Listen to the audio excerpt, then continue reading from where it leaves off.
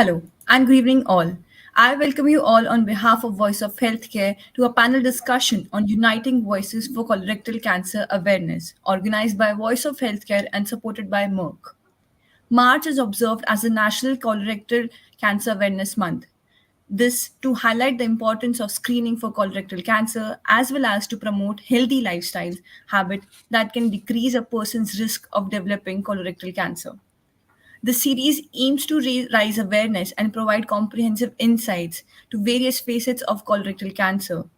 Through the series of engaging panel discussion, we aim for collective voices of individual, medical experts, policymakers, and the community to harness and create a more impactful awareness campaign for the colorectal cancer.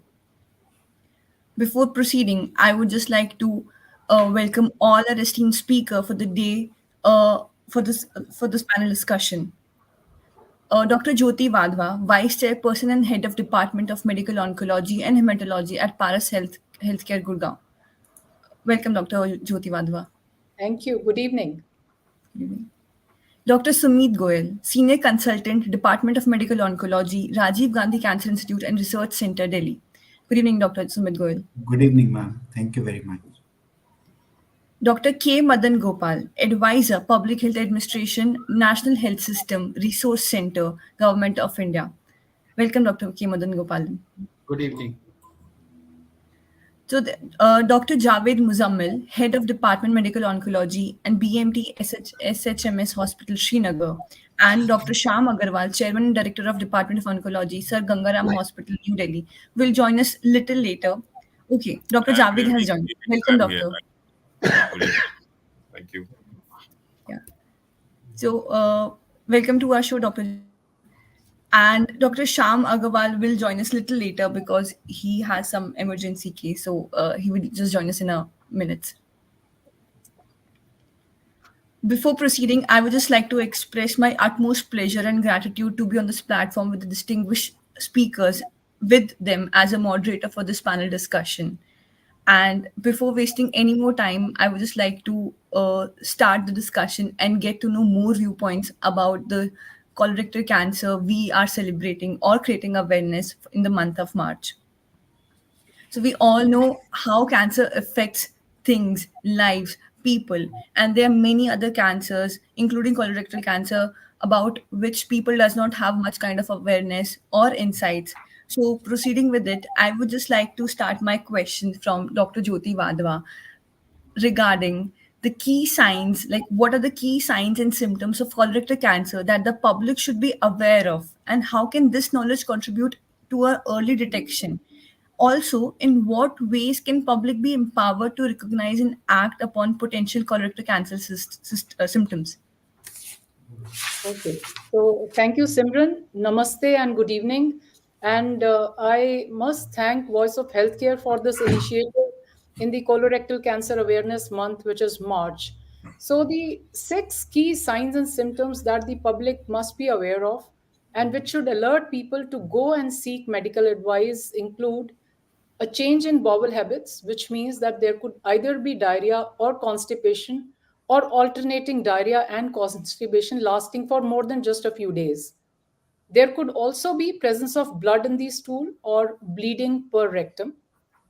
There could also be a feeling of incomplete emptying of bowel or incomplete evacuation, cramping or abdominal pain, which is not subsiding, could also suggest colorectal cancer. It's important to keep in mind that unexplained tiredness or fatigue, which could be actually result of anemia resulting from chronic blood loss from the intestine, is also a very important warning symptom of colorectal cancer. And the last but not the least is any unintended or unintentional weight loss.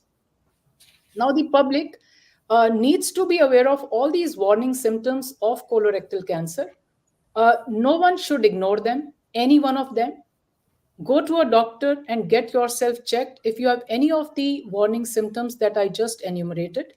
Your doctor will then order some blood tests or maybe a stool test, a scan, and even colonoscopy to evaluate these symptoms further and come to a conclusion.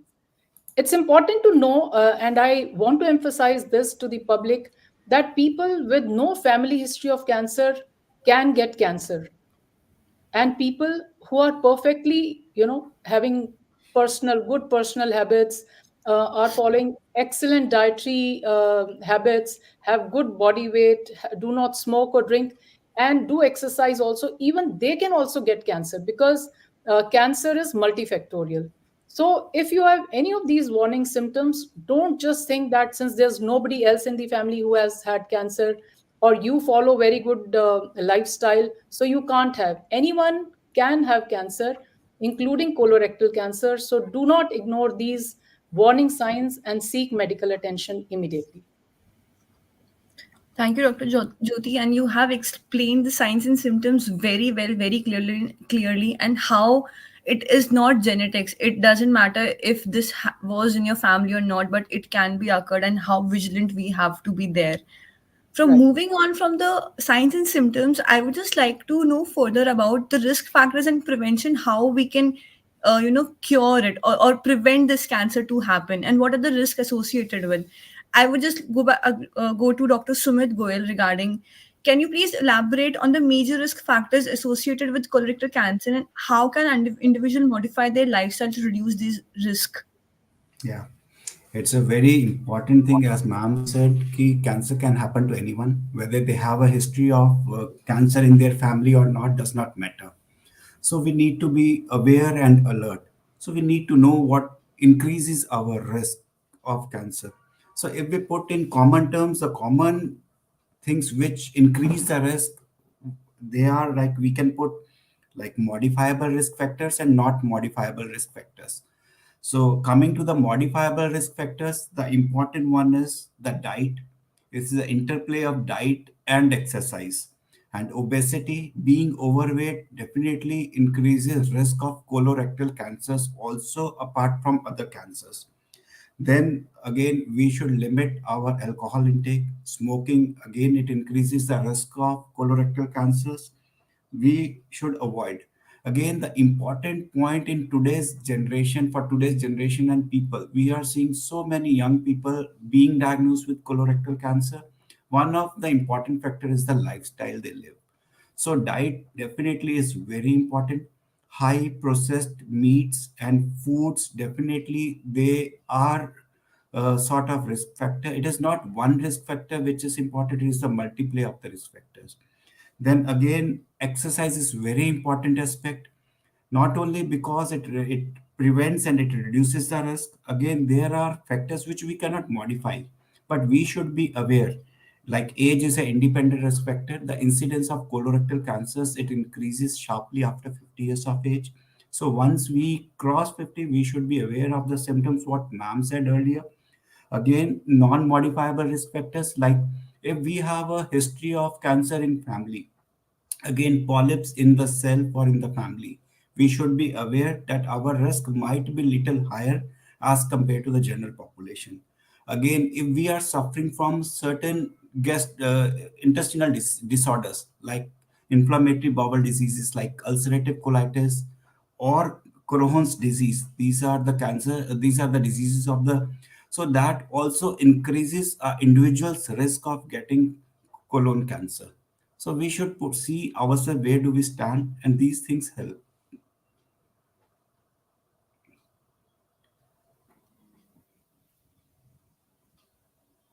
You're mute.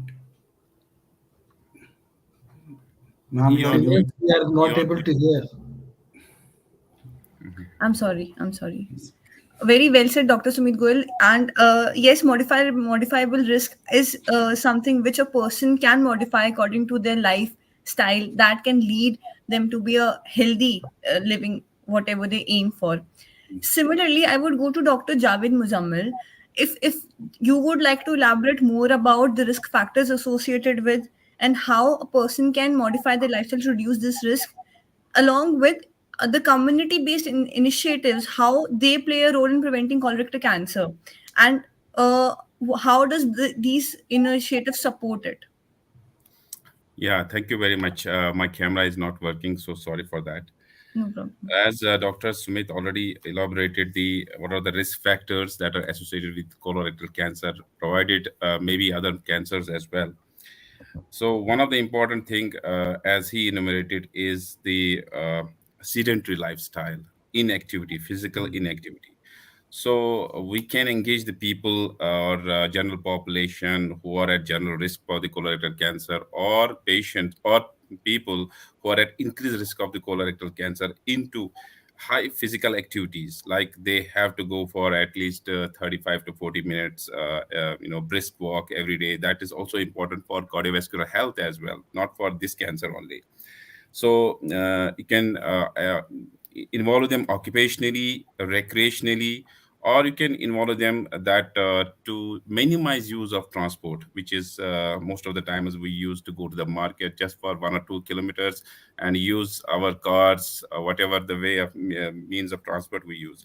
So try to minimize transport so that you will increase the physical activity, and thereby you will try to decrease the sedentary lifestyle. So you will have the change in the lifestyle.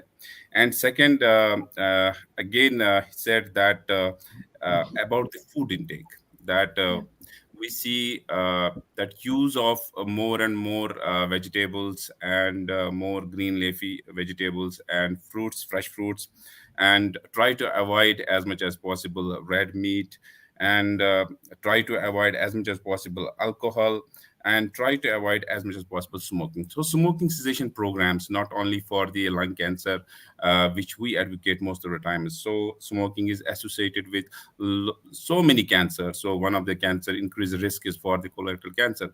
So all those smoking cessation programs that we, our government, and this other programs we are doing for the smoking cessation, that will also help here in reducing the colorectal cancer risk. So thereby again, increasing the activity, you are going to reduce the obesity in the general population, thereby decreasing the colorectal carcinoma. And there are some activities also, supplementation, dietary supplementation with calcium, vitamin D, folic acid. There's a weak link for decreasing the colorectal cancer, but if you together modify so many risk factors together, so you are going to decrease the chance of getting the colorectal cancer as a whole. Yes, very well said, Dr. Javed. How these small changes in life, like walking to going to market, eating healthy food, aiming to be fit, and such things, how it affects a normal lifestyle, and not only it protects us from the colorectal cancer, but yes, from many other types of cancer and from many other types of illnesses, which a person can get if they doesn't follow a healthy lifestyle. So thank you for that. And now I would like to move on the screening and diagnostic measures, because after getting to know about the risk and preventions, if a person, let's say, if they needs to go for screening and diagnostic measures, so what are the various screening methods available for colorectal cancer, and how can these be made more accessible to a wider population? And how can educational program increase awareness about the importance of regular screening, and what role can healthcare provider play in promoting health screening adherence? I would just like to know all such things from Dr. Sham. Sorry, uh, Dr. Sham is not with us right now, so I would just like to know from Madan Gopalan sir. So your mic is mute. Okay, thank you, Simran. Uh, because this diagnostics and other things, I can give you the perspective which government is doing, what we are doing in the public health system. So one thing is regarding the one thing which has come clearly is that the awareness about this colorectal cancers. Right now, our focus is on the three cancer: breast cancer, cervical cancer, and the oral cancers. So that kind of thing. We do have a network of health and wellness center, which are now known as the Ayushman Arogya Mandir, which caters to a population of 3,000, 6,000. That's the reach which we are having. At that population, we are having a mid-level service provider who is known as a community health officer. He's a BSc nursing. So they are trained for screening of these three cancers. But regarding the awareness about the screening of this cancer, this colorectal cancer, it's a lot of work is to be done. A lot of work has to happen, right from building capacities of the medical officers at the primary health centers, as well as training of these community health officers, as well as then equipping them with the screening, how to screen for that. In fact, if you go to the community health centers also, because for screening of this colorectal cancer, even if a medical officer is trained, he has to be equipped how to perform this, at least on a visual basis, colposcopy and other colonoscopy and other thing he has to perform, and that kind of thing is to be brought into the training of these medical officers. That's a work in progress, and I think someday we will be moving in that direction. Second thing, what is happening in the public health arena is we are supporting the integrated public health laboratory, wherein the hematological services, histopathological services, other services will be there. But bringing a sample to these centers, you require people who are having capacities to do that kind of biopsies or screen that population. That means one of the challenge which I see is how to screen the population, because right now the screening is only limited to a particular set of people and a particular expertise. The expertise and the skills which are required for screening is more or less limited. That means we have to see that how we make a scale of the screening. I just cite an example. We do have lot of cervical cancer patients. How much the population is being is less than 10%. But in the on the converse, in US they screen 90% of the population for cervical cancer. That kind of screening level, though whole focus is on the cervical screening, the oral cancer screening, as well as breast cancer examination screening through use of various tools. But you look, once it comes to colorectal cancer or the other, where is the focus? So unless and until it is brought into the normal course of discussion, that is, this is important, as rightly mentioned by my previous speakers, that the lifestyle and other things, they are more or less leading towards this kind of cancers. And in the coming days, you can see an increase in this kind of the site of the cancers in this at this place, that is colorectal cancer, would be increasing because. And beside that, the normal in the rural area, normal thing what happens if a rectal bleeding is there, they will take it as a fissure or a hemorrhoids. So that kind of awareness is not there. Even the doctors who is treating the treating doctor at the PSC or at the community health center, when a person comes with rectal bleeding, he will say that no, it's just a hemorrhoid or a fissure, and you have to get treatment like that. But how to capacitate them? That's a place where a lot of work is to happen. But regarding the diagnostics and other thing, as this question was directed for Dr. Shyam Aggarwal, so I just thought that since you have asked me what we are doing at the government level, that means we do have a network. We are capacitating the peripheral most health workers by way of this symptom checklist. The symptom checklist is right now focused on the three main things. They can add more things, whether there is change in the bowel habits and other things that can always be included. Besides that, for the lifestyle modification, lot many other things are happening. Previously, we were focusing on the disease elements. After disease, we started to focus on the well-being of the person. Now the wellness is also been added. In the Ayushman Arogya Mandir, uh, they have to essentially have at least in a month, they have to organize 3 4 wellness sessions at that level for the people who are coming to that institution. Apart from screening for diabetes and hypertension and the three cancers which I have mentioned. So this is happening. That means, but we require more scale and pace to see that how this all the things which are happening, they have a scale. So scale has to happen at all the level, right from screening, symptomatic screening, to clinical screening. Then the diagnostics at the laboratory level, you have to have facilities for that. That means you can say that it's work in progress, and slowly we can move in that direction of screening for colorectal cancers. I stop So, here. yes, sir. Since we are talking about the screening and diagnostics, I just want to know about the barriers or challenges that are having in between of this the screening and diagnostics, and what are the promoting early diagnostics. If government wants to promote the early detection, the people should go and take their symptoms and life seriously. So what are the barriers which is coming in between this, and how can this be addressed by both the communities, from the policy levels and by the people? I just want to know this from you One of both. the barriers is the awareness of the people at the community level, is the awareness of the people. Yeah. As it has been reinforced by my previous speakers also, okay, awareness is the key. Awareness is the key. this kind of change in bowel habits, the lifestyle modification, other things which has happened. If such kind of symptoms are there, the patient needs to be so much aware that he immediately seeks medical attention. That's one thing. But here comes a barrier because there are other diseases which mimic this thing. That means bleeding per rectum is usually the common cause is your fissure in ano and your hemorrhoids. The moment it comes, half of the treatment happens at the home. Say that it's a hemorrhoid or fissure in ano, and that you have to be treated. And people usually resort to the local treatments and other things. As a result, the time is lost. And you have to see that how the awareness is made about understanding that if something is wrong, you have to seek medical attention, not to resort to other means. That's one thing. Second thing is about the providers. It's not only the patients or the people. It's the provider. They should be aware. In the medical parley, what we say that if you're not aware about the condition, you won't be able to diagnose it. So that means higher degree of precision is required for diagnosing this kind of things.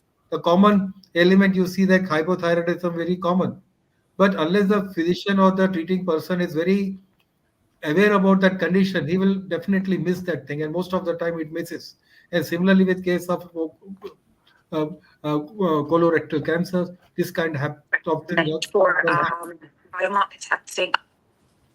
Okay, that's another thing. That means the challenge of barrier lies in raising awareness, building capacities of the providers in having a higher degree of suspicion for any of this kind of condition, so that the screening and other things can happen. The third barrier is availability of doing this test and other things. So if we talk about the tier one and tier two cities, the tests are available. But if you want to further do the, the markers and other things and other tests are to happen, then the things are wanting. We see that how the integrated public health lab, which have been supported under the Ayushman Bharat Abhim program, Bharat Ayushman Bharat Infrastructure Health Mission, it is going to take time till the time that integrated public health laboratories they start functioning and doing all the histopathologies, the hematological, and the other examination. Till this time, we have to see that how this screening and other things can be brought closer to the people.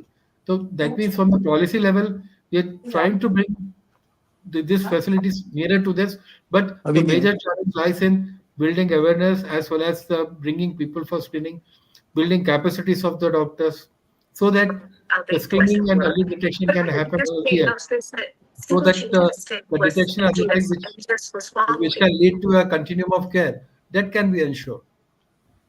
Yes. Thank you so much, Dr. Madan Gopal. You shared a very great insight. What actually the people who are working for the cause, those who are taking this initiatives, is actually facing all those problems. We got to know that the thing is working on ground and how it is affecting things, the policy makers, the people who are implementing this policy and how it is affecting them. Thanks a lot.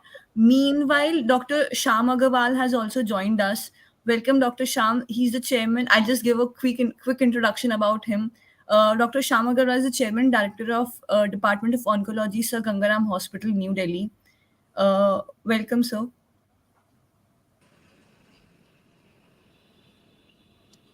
Dr. Shyam, can you hear us? Yeah, please go ahead. Yeah.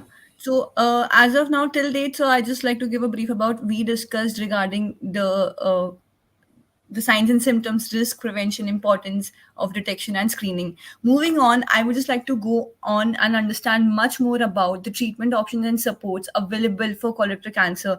I would like to know this from Dr. Jyoti Wadhwa, that can you please discuss the range of treatments options available for colorectal cancer and how can patients and their family be supported throughout the treatment journey? And in what way can communities foster and support the environment for individuals affected by colorectal cancer? And what role do policy makers play ensuring the access to quality care? Because we know how these small things affect a person and the family who is going through this. And there's no better person than doctor can tell us how it can all be rectified or can be supported by. Right. Very important question, Simran. So, the first and foremost thing to know here is that treatment of colorectal cancer, like many other cancers, involves a team effort. It's no individual, no single doctor who can treat a cancer completely, especially a cancer like colorectal cancer. So a big team of people are involved, experts, I would say. And this team consists not only of surgical, radiation, and medical oncologists, but also the pathologists, the nurses, a gastroenterologist, radiologist, psychosocial worker, and nutritionists. And all these individual teammates do play a very important, or I would say a crucial role, starting from the diagnosis, through the treatment planning, the execution of the treatment, then dealing with the side effects of the treatment, and subsequently in the follow up. And it's very important to also know that during this treatment, it's not only the patient who's suffering and would need hand holding, but also the caregivers. So it's very important to remember these two very important aspects of colorectal cancer treatment, I would say. Now, the treatment is dependent on the stage of the disease, like all cancers, wherein we first stage the cancer and then offer the best possible treatment. Colorectal cancer treatment is also dependent on the stage of the disease. It's also dependent on the tumor type. And now we type the tumor at the molecular level or the genetic level. We also take into account patient's general condition, whether the patient has other medical illnesses like diabetes, blood pressure, or heart disease or not.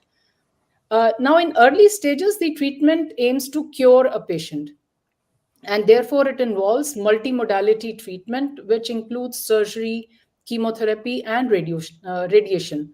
But it's important to learn here that even in advanced stage of colorectal cancer, we have very effective medical treatments now available.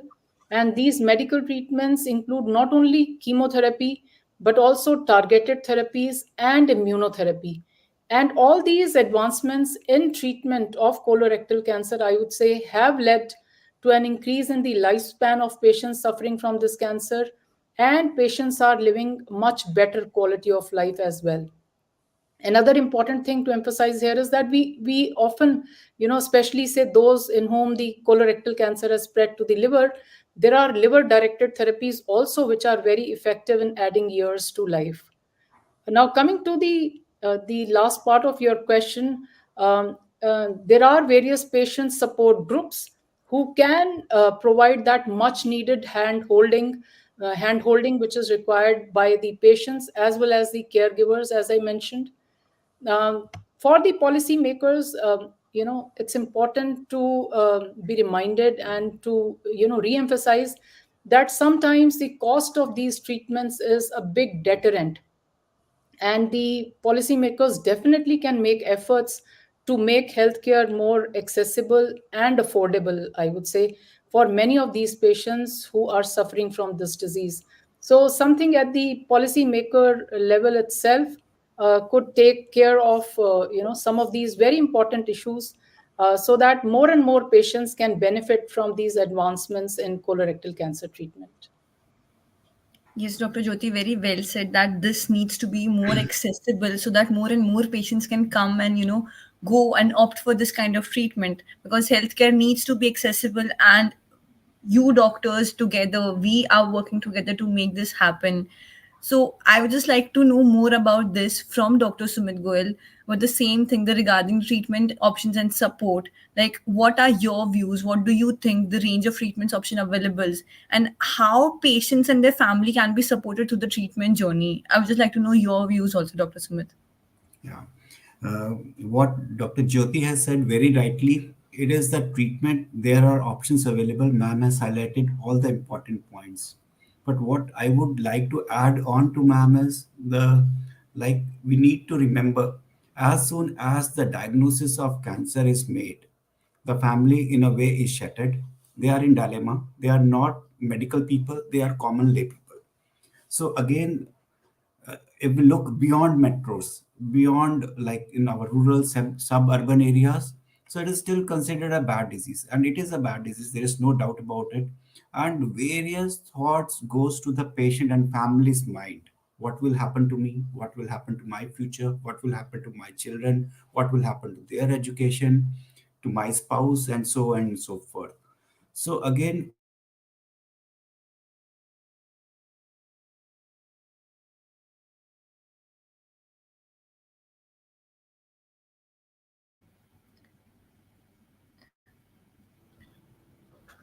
Dr. So your Sumit, we are not video, able to hear. so your video is stuck. I think there's some network error from his side. Not able to hear anything. Yes, the video is stuck.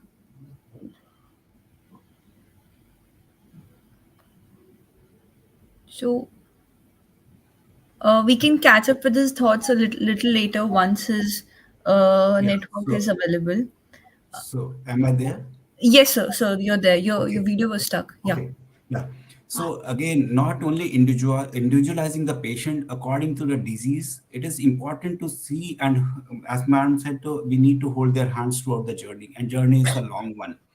And sometimes not everyone is lucky to get early cancer. Some people are diagnosed with advanced cancer also. So beside family members, it is their livelihood which is important to them. It is the sport which is important to them. As a clinician, I see at times people who don't have social support at all.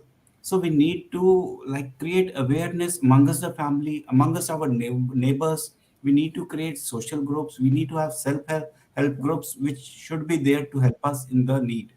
And again, we need to tell them where all the resources are available for treatment. Like we need to guide them throughout their journey. And at the semi-urban or suburban areas, we need to tell our caregivers and providers also कि you need not afraid. If you cannot treat them there, guide them. So tell them the options available. There are government hospitals, there are charitable hospitals, there are NGOs which are ready to help them throughout their journey. And again, once, so I've seen personally, once their livelihood goes away, the family is shattered and their treatment takes a backhand, and the results they become dismal. So financial planning is important, and guiding them is important. Not only the psychosocial aspects are there, and in planning the treatment we also need to make them aware of the reality of the situation. Sometimes the advanced stage disease, it is very important to make them aware of the reality and the situation. And again, what ma'am said, I agree. It is a community sport, which is very important.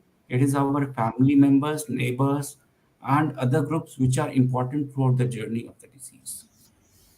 Very well said, Dr. Sumit. And I really acknowledge this point ki how important it is amongst a society to accept this, that, this can be cured. And without their support, things are difficult. There are already many challenges, many problems, many hurdles. It affects the family emotionally, financially, mentally, in every kind of way. And if the society is there to support us, it gives a little bit of strength to go through the challenge. And that is how this awareness sessions, the panel discussions like this we are having, is important.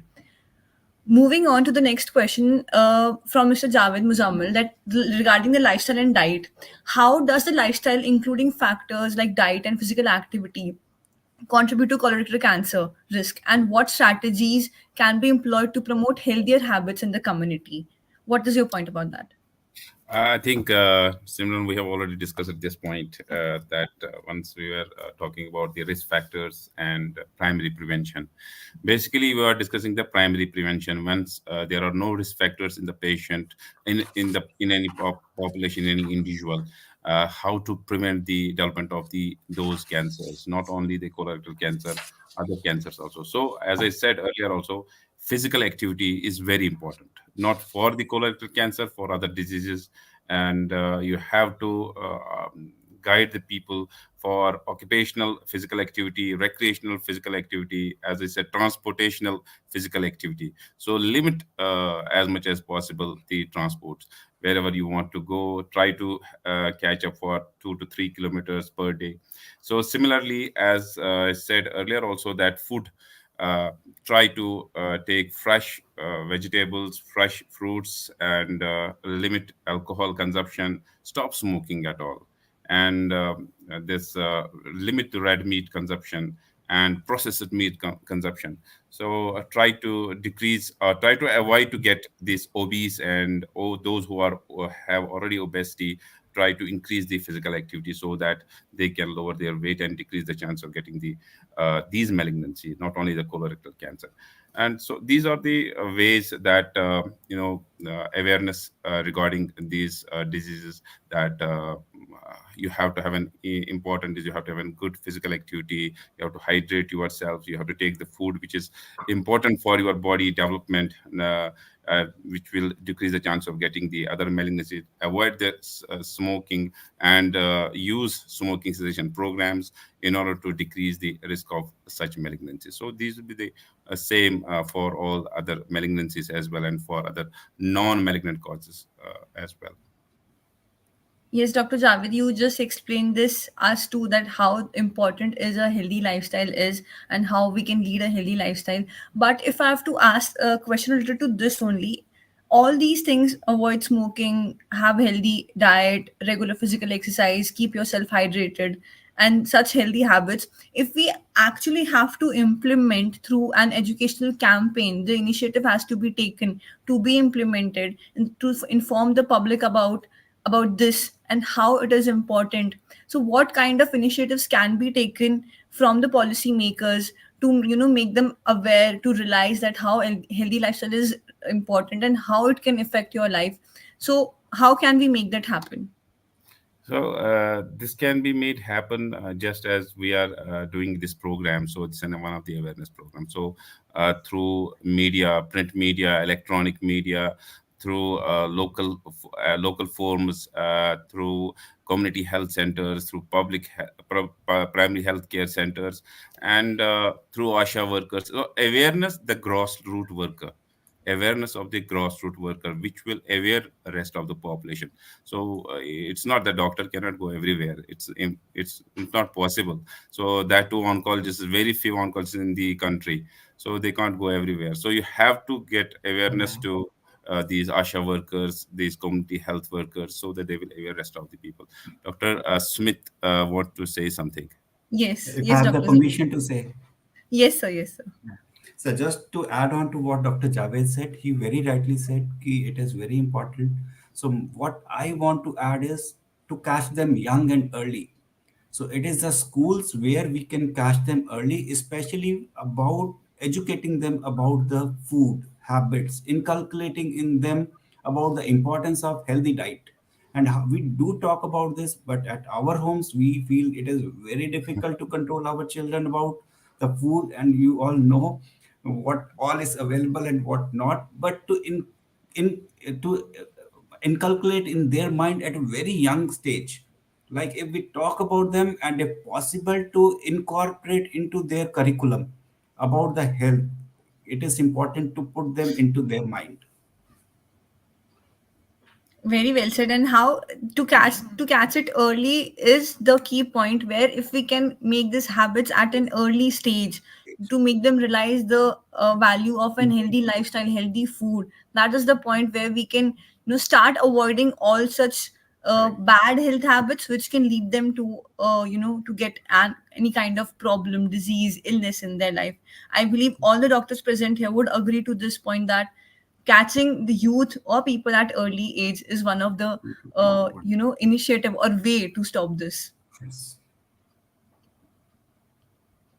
Moving on to like we talking about catching people on at early stage and ways how we can improve or guide people for an healthy lifestyle. I would just like to know the future steps and collaborations from government policies and initiative from Dr. K. Madan Gopalan, like how government stakeholders are currently involved in colorectal cancer awareness and preventions. What policies are in place to support these initiatives? Simran, there are many things which are happening simultaneously. One way we are trying to have a program that is National Non-Communicable Disease Program, NCD program, which has been renamed. Previously, it used to have a larger name. Now it is only non-communicable disease, in which cancer is increasingly being focused. As I mentioned that we are trying to focus right from the Arogya Mandirs to the schools. In the school health programs also there. Beside that, we do have some focus on the social determinants of health. You might have seen Eat Right campaign, the Fit India movement. These are all steps in that direction, how to promote healthy lifestyle. But increasingly, what I have observed over the years that we have been focusing on what is bad. But we should be saying that ki what is good, and we should be promoting that kind of thing. What is good lifestyle, not the bad lifestyles. Because he said that this is bad food. This is not an healthy lifestyle. Instead of that, we should be focusing on what is good. That is in the medical parlance. We have been taught that you should be able to identify the normal things. Abnormal things will automatically be identified. If you're trained to identify normal things, abnormalities you can identify it very fast. But if you focus on abnormalities, then you will have the Google syndrome. That means whatever signs and symptoms are there listed there, you will see that I am having this, and you will be overdiagnosing, or you will be coming with the anxiety and other kind of thing. That's one thing. But nevertheless, these campaigns are going on. The social determinants campaigns are more or less focused, but we are trying to see that how we can, based on the initial success of the IC and the other things, we're trying to see that how we leverage and focus on what is normal, healthy lifestyle, instead of focusing on what is abnormal, what is not to be done. Instead of saying what is to be done, the whole focus is now shifting towards that. That's one thing. Second thing regarding as I mentioned earlier, also that means a lot of capacity building programs. We are trying to see that how more or less more and more awareness among the healthcare providers who are there. We do have a battery of healthcare providers. Every village would be having a health worker in the form of ASHA worker. At 3,000 population, you are having a BSc nursing staff in the form of a community health officer. At 20,000 population, you are having a medical officer. These structures are there, but there will be some vacancies. People will say that it's only on papers. No, it's not on papers. But the structures are there. It is working. The working means in some, though there would be some issues, there would be some challenges, gaps, but these systems are there which are working. We are trying to see that how we harp on that system, do more screening, raise more awareness, so that the population which is assigned to that community health officer, he knows that what is the health status of that population. Even a small change in the habit, deviation from the normal, if you are able to build capacities among these health workers and the doctors who are posted there, what is abnormal, at least they can seek guidance. Because we do have telemedicine, e-sanjeevani is there, telemedicine is there, where doctor to doctor consultation is quite possible. And every day we are doing 5 lakh consultations. It's not a small number. And the number 20 crore consultation is there. We can leverage this system which is available, which has evolved and getting matured. See that how we utilize that system. Because if at any abnormalities which is noticed at this level, immediately if it is connected to a doctor sitting at the hub or a district or a higher center, immediately at least that will aid in our screening program and screening things. Besides that, the health and wellness activities which happens at that Ayushman Arogya Mandirs and the primary health centers, we say that how we leverage and inculcate the healthy habits into the population which it is catering. Not the abnormal, what to detect, this is abnormal, this is not healthy. We say that what is healthy, what needs to be done, even what is the healthy signs. If little bit of deviation, they can immediately contact the healthcare providers and seek expert medical opinion, so that we can't bring the young people, catch the young people at the very earliest. Otherwise, it won't be possible. Because the moment you say that something is wrong, as the societal things regarding this per rectal breeding, is very, very lot of misconceptions are there regarding that. So unless and until to LA with that, any abnormal thing, let it be investigated, let it be connected that where without and other things are there. Telemedicine is there, technology is available, the screening, immediately the Android based applications are there, too many tools are there, abnormality for detecting abnormalities, that can be leveraged and used so that they can be brought into the system and early detection can happen. If we are able to detect them early, at least we can improve their life and other things. So these are all the things which are happening. For the social determinants, as I mentioned, is already happening. But thing is that how we make it as a people's movement, unless and until people join hands and make it a movement. It's someday it would be colorectal cancer, the other day it would be cervical cancer, other day would be that. But the bottom line is how to identify the abnormal things which are happening. Any abnormality related to anything that should come to the system. that should come to the expert so that expert guidance can be given to these people and the early detection is possible so that whatever treatment we are giving, so that can be formed made as a continuum of care for these people. That educational awareness needs to be spread amongst the society, the people who are living, whether it's tier 1, tier 2, tier 3 villages, or people who doesn't have much of access of healthcare, but still the ayurvedic doctors, sanjeevani doctors, like Dr. Madan said, they are available, and how this wellness programs helps to lead have a healthy life. So No, yes, that is. it's not Sanjeevani doctors. They are not Ayurvedic doctor. That means the consultation. Any patient Sure. coming to health, this Ayushman Arogya Mandir or the primary health Ayushman. center, Yeah. are they are the spokes of the district hospital or the higher centers, and where the patient consultation happens to a allopathic doctor sitting at the district place or an identified place. So Hmm. it's not Sanjeevani means it's a name given to that. It's not that they would be doing the Ayurvedic practitioner. No. Designated, yes, sir. So, Okay. So yes, that's a sir. clarification. Yes, sir. Moving on, if we can have any collaboration and future steps, I would just like to know from Dr. Shyam Aggarwal, how can different sectors, including medical experts, policymakers, community organizations, collaborate to strengthen the colorectal cancer awareness and the prevention efforts? What are the key takeaways from? I would just like to know this from the session which has happened, and what do you think the collaboration future steps can be taken to avoid this, Dr. Sham? Right. So thank you very much for this opportunity. So I think this is the toughest part in our country to go for a campaign to detect cancers early, not only colorectal cancer but the other common cancers, which would include breast cancer, cervical cancer, oral cancer, lung cancer, and so on. So I think the importance of early detection cannot be overemphasized. And suffice it to say, all across the globe, including India, the number of colorectal cancers in young people who are under the age of 25 years is rising. And even in the middle aged and elderly age groups, the incidence of colorectal cancer is bound to or projected to increase over the years by WHO, ICMR, Globocan, and all the bodies. So, therefore, and not only colorectal cancer, in spite of our knowledge on tobacco related cancers, those cancers are also going to increase. So, which means, I mean, first thing to understand is that cancer is a lifestyle disease. So, unless steps are taken to look into the lifestyle management of individuals, the cancers are not going to come down.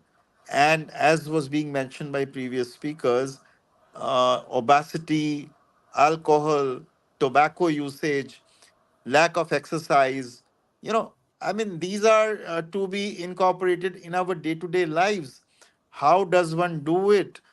Is really, really, even in a country like US or Europe, where you have all the literacy and all the information and campaigns, there again, incidence continues to increase.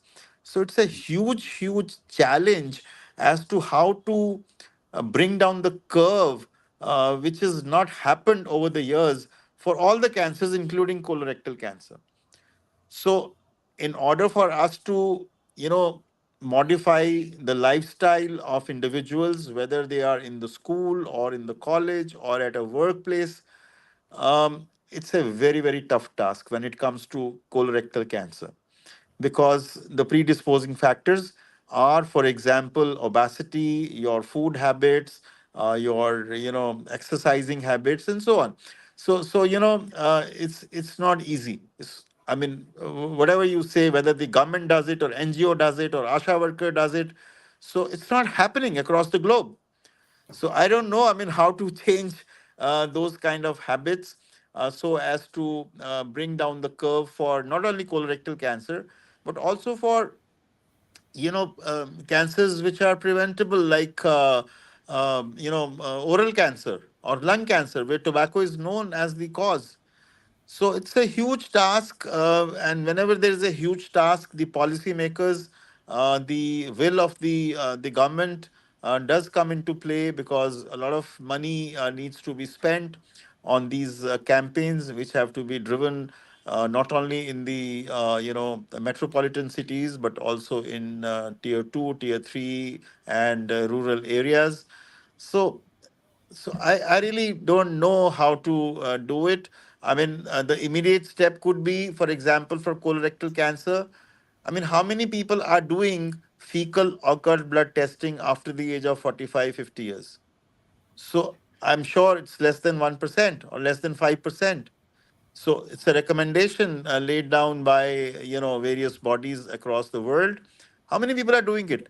So can we really have that message spread, that after the age of 50 years, or if somebody has a high risk of developing colon cancer, for example, if there is a personal history of adenoma, or there is a family history of some kind of a polyposis, or if somebody has a inflammatory bowel disease like ulcerative colitis or Crohn's disease, so they should start screening at the age of 45 years.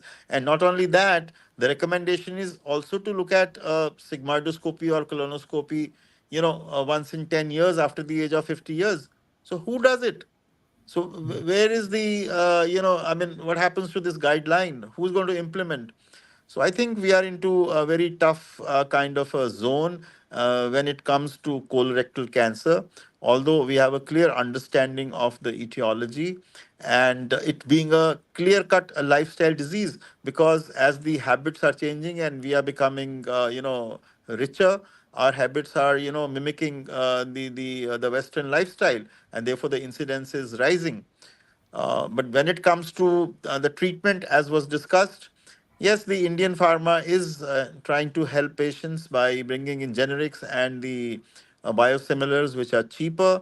And we are making headways into immunotherapy, targeted therapies, and so on, in patients who have, advanced disease. Yes, there are a lot of patients who come to us in early stages where the surgery can be done or the radiation can be given, or a combination treatment can be done through the multimodality team. We've made headways there. But when it comes to prevention and early detection, I think we are next to nil. I'm sorry to say that people may not agree with me, but I think a lot of program like this needs to go to the policymakers and to general public and so on, so that some kind of implementation of these recommendations are done. So thank you very much for the time. Thank you, Dr. Shyam Aggarwal. You said it right. And yes, it is in harsh reality, harsh truth that cancer is more of a lifestyle disease. It is because of the life we lead, the we live, whether it is food, sleeping habits, working out habit, being fit and not. But yes, as we are moving towards more of the Western culture, we should also adapt how importance they give to their regular checkups, diets, and things like that. So we should also move on to that if we are going for this, the food habits and stuff. Uh, Thank you for you giving us time and summing up the session for us. I would just request all the doctors to sum up the sessions. We have very less time. If they can give us a 2 line, 3 lines, and they can share their views on the session and the talk we had today. Starting with Dr. Jyoti Wadhwa. Right. So I think we have discussed in today's session almost all the aspects. But what comes out very clearly is that it's a common problem. And as Dr. Shyam Agarwal rightly said, it's rising. It's rising globally, and it's rising in India as well, affecting more and more young people. Many of our patients do come in advanced stages. Awareness continues to be the key. So, sessions like today's sessions by Voice of Healthcare are very important. Much more needs to be done in regards to raising this awareness. Early detection is the key, we know, for tackling the menace of cancer. So, people have to be made aware that there are screening tests, as rightly said, but we need to, undertake those screening tests. So again, the public needs to be made aware of a lot of effort being going in the direction of research, and advances are happening. So we are doing a lot, but a lot more needs to be done. So that's what I would say. And it's a lifestyle related disease. There's a lot that we ourselves as an individual can do, which we must continue to do. Yes. Thank you, Dr. Jyoti. Moving on to Dr. Javed Muzamil, if you can add on your message to this. As Dr. Jyoti ma'am already said, it's a lifestyle disease, and many such diseases are lifestyle diseases. So we have to focus as early as possible, and mm, the target population would be same as Dr. Sumit Goyal said, schools, preschools, colleges. So focus on them. Then it's a still a big task that to have a screening possible in our country, but people are doing their hard work. One day we might be doing the screening in all population. Thank you very much. Thank you. Dr. Sumit Goyal, your last words on this. Yeah, what I want to add on to this is like we newspaper and the print media is still a powerful tool. So we celebrate each month as a some kind of cancer awareness month. So we can put that like what are the symptoms, what to worry and when to worry in the newspapers. So that can reach to masses and can make them aware. Still, the people that come to us, a lot of people read that, and making them aware in a positive way will definitely make an impact. Thank you. That is very true, Dr. Sumit Goyal, and thank you so much for your words. I would just like to move on to Dr. K. Madan Gopal. So, if you'd like to add on your last message to this. And nothing but only thing is, if we come across any unusual signs and symptoms, seek medical attention rather than googling it and restoring to some other thing. That kind of awareness we have to bring in. Any abnormal things which they observe, they should seek medical attention, or any healthcare providers who is able to guide them. That's one thing. And second message is that we try to build capacities of our healthcare providers so that they can have a higher degree of suspicion for any unusual signs and symptoms which they encounter. These are only two things I think. If we work on that, we will be able to detect more and more cases in the coming years. Yes, sir, very rightly said. And I would just like to thank all of you present here to giving us your time, to sharing your insights, to sharing your experiences and views on this colorectal cancer as well as